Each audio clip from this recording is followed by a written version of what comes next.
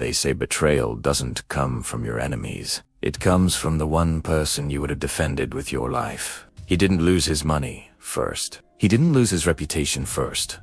He lost something far more dangerous. His certainty, and by the time he realized who he had trusted, everything was already gone.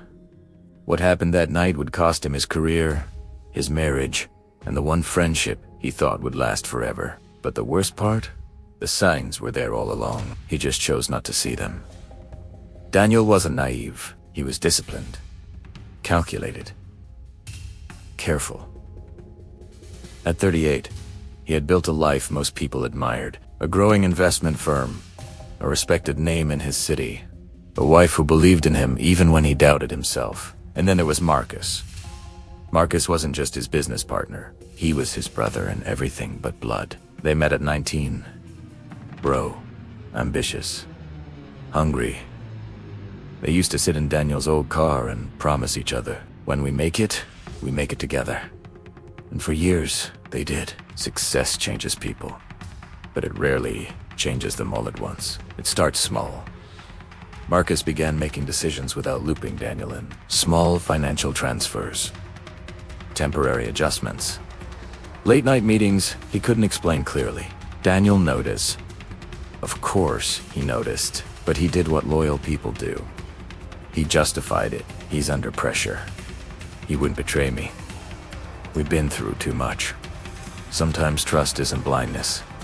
It's hope, fighting evidence. Then came the investor call. An angry voice. Missing funds. Contracts Daniel had never seen, but somehow had his signature. The numbers didn't lie. Nearly $2 million rerouted. Legally traceable. Daniel. He confronted Marcus that night. Marcus didn't panic. He didn't shout. He looked tired. And then he said something Daniel would replay in his head for years. I was going to fix it. Going to. Past tensing tension. Future consequence. The truth unfolded slowly. Marcus had been covering personal losses. Bad investments, gambling debt, desperation disguised as confidence, and he had used Daniel's clean record to protect himself. But here's what hurt most. It wasn't just the money. Marcus had prepared. Emails positioned Daniel as documents structured to shift legal responsibility. A quiet escape plan. This wasn't panic. This was premeditated survival. Daniel realized something in that moment. Marcus hadn't trusted him enough to ask for help, but trusted him enough to sacrifice. The investigation was swift. Headlines don't wait for explanations.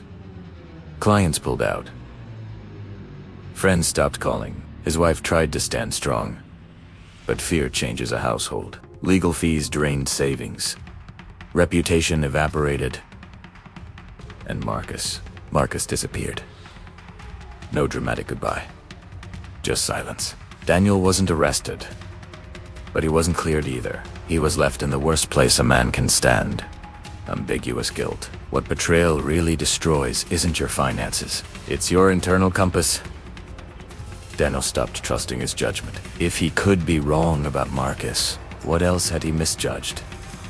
He replayed every memory, every laugh, every late-night strategy session, every promise. Were it real, or was he the only one who meant them? Months later, his wife asked him something simple.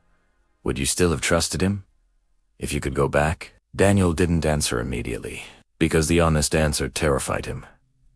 Yes, I would have, and that realization broke him more than the fraud ever did. Years passed. Daniel rebuilt slower this time. Smaller. Wiser. He no longer believed loyalty meant ignoring red flags. He learned something painful.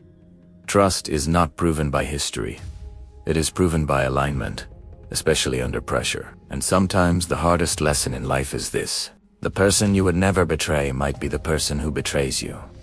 Not because you were foolish, but because you believed in who they used to be. So let me ask you something. If someone you loved and trusted betrayed you tomorrow, would you blame them? Or would you question yourself for trusting them in the first place? Tell me in the comments, because sometimes the real loss isn't what they took. It's the part of you that trusted without fear.